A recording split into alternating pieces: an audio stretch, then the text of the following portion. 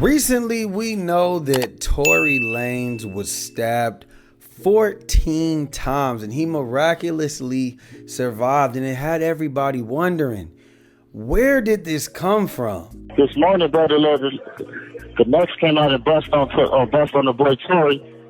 You know, they airlifted him and all that, so you know, that's gonna respond when we come off this shit. We're gonna respond the right way to that. They laid the yard down. No, it happened in the building. What was it over? It was over some. What he had did he have a debt, a gambling debt or something? Nah, nothing like that. Shit, we don't even really know. We don't even know the whole situation, you know. So it was just like some foul play. So it's gonna be up. Yeah, it's here for sure with some foul play. Was this because Tory allegedly does for others and maybe doesn't do for everybody?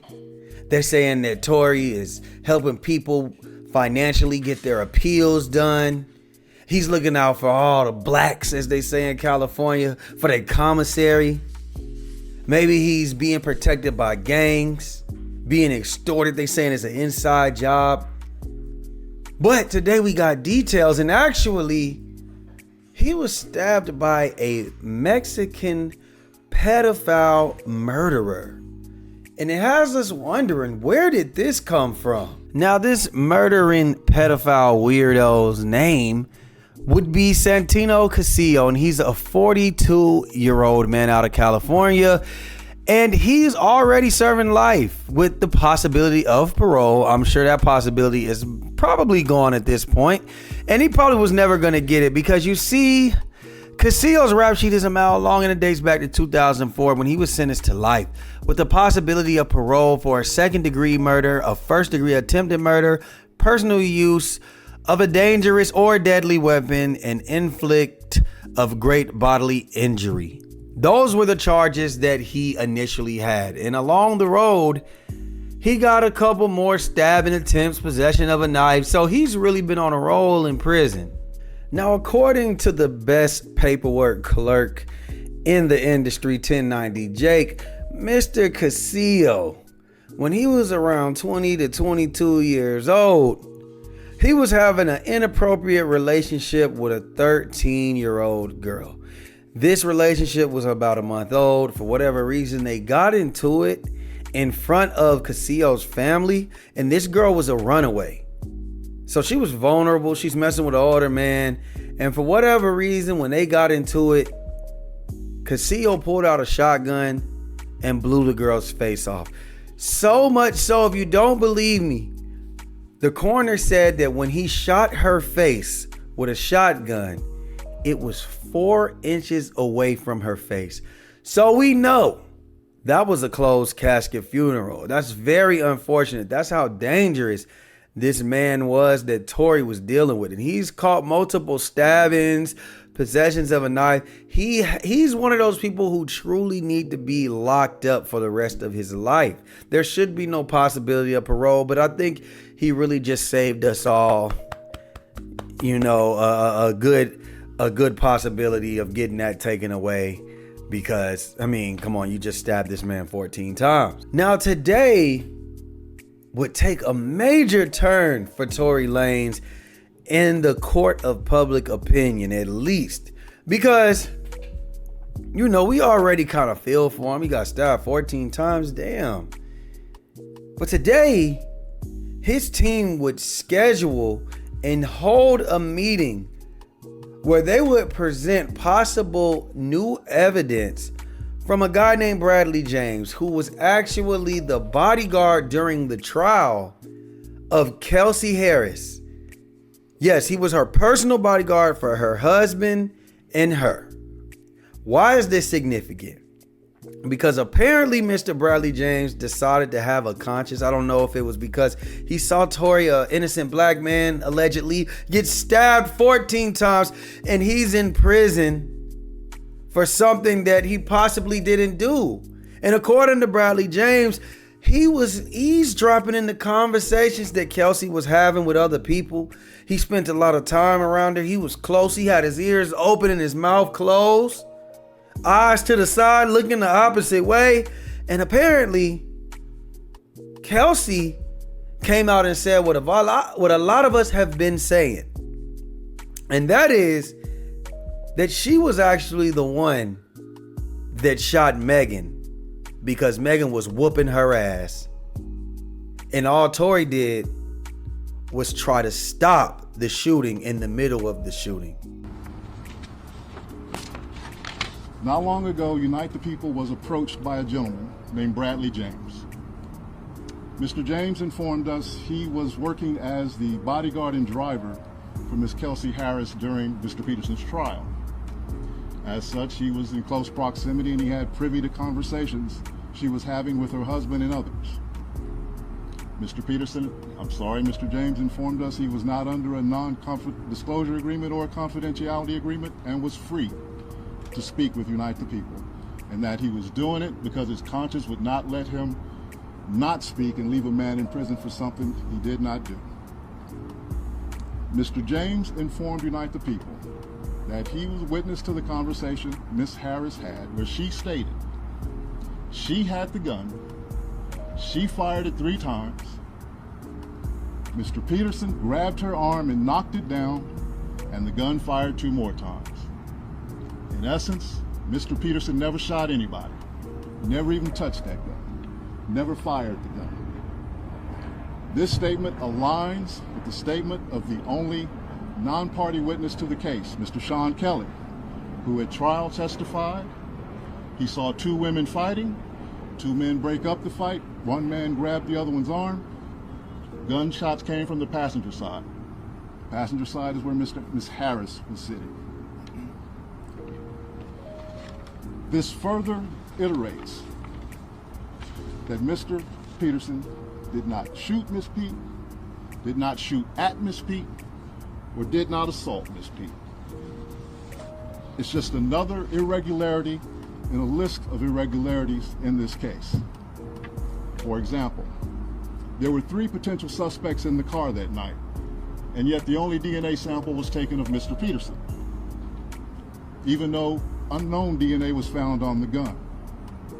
Why wasn't Miss Harris's DNA taken? Or was it taken and the information simply never given to the defense? Why wasn't the driver of the car, Mr. Jaquan Smith's DNA taken? Or was it taken and again, simply not given to the defense? Wait a minute, guys. This isn't even the worst part. You see, recently, an investigative journalist for the New York Post has been working on this big article that's proclaiming Tory's innocence. And being that he's an investigative journalist, he wants to be fair. He's been reaching out to all the big wigs of Rock Nation, Kelsey Harris, Megan Thee Stallion, aka Megan Pete. Nobody has returned his phone calls. Nobody has answered him except for one person. And they reached out from their team, and that would be Miss One Megan Pete, aka Megan Thee Stallion. Recently, we've been made aware that a member of the media, Mr. Gianno Caldwell, was working on an op-ed for the New York Post regarding Mr. Peterson's innocence. During his work on that op-ed, he became aware of some information in Unite the People's possession regarding a statement that was given to Unite the People by someone with information relevant to that case. The New York Post recently reached out to the prior district attorney, George Gascon, Megan Pete and her representatives, and Kelsey Harris and her representatives. The only party that responded last week was Megan Pete's representatives with a request for more information. Requesting for more information. My thing is, if you ain't got nothing to hide, it's just like, nah, we didn't do anything wrong. I don't know what you're talking about. This is false information. It's kind of like when your girl go through your phone and she like, what you been doing? And you like, what you done seen? And you like, nah, what else? Like what you looked at? What you found? You trying to dig to the digger. That's what that sound like to me, right? Well, hey man, look. They saying that obviously right after this situation, because she reached out last week, and then this week this man was stabbed like Paul Pierce at the nightclub. I don't know what else to tell you guys. Now, some people are saying that Mr. Casillo has a cousin named Perez. Now, that's a stretch. I ain't gonna lie to y'all.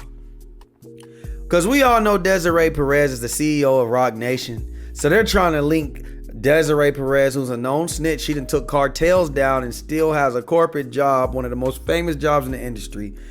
They're saying that she went, called her cousin. I got you, Meg. Don't worry about this. We just got to take him off the board at this point. We've been trying to work with him. We've been trying to let him breathe. We sent him to jail. But you know what? We got to take the pieces off of the chessboard. They're saying that that's the cousin. But I mean, having a cousin named Perez and you're, you know, in the Mexican community, I'm not sure Desiree Perez is Mexican, so forgive me if I'm getting that wrong. But that's like black people having a cousin named, last name Williams, Johnson, goddamn Jones. Like, are we serious? I think the internet is stretching right there. But I do think that as well, even if this isn't connected like that, because this could be something about Tory, his representation, his lawyers are doing a great job. You hot right now, nigga. You got to take advantage of it. Point that finger in that direction. You need that sympathy. That's how you get out of jail. His life is in danger. That's all this is in that case. But it also could be, hey, nigga sent them hitters his way. I told y'all the other video, Megan flew the kite in, you feel me? Get that shit done, my nigga. I don't know what the possibility is, the percentages, but you know, all I say is, hey, Tory, this is prison, my nigga. Tighten up. It's crazy that you get stabbed and then you got to go right back to the same place you got attacked. So y'all take care of yourself, man. Get in PC.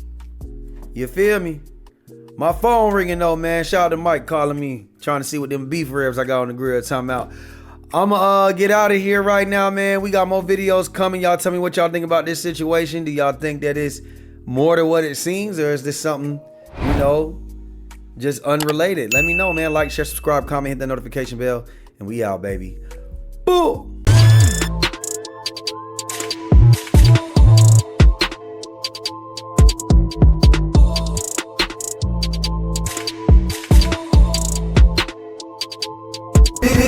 Just LaFlare. It's him.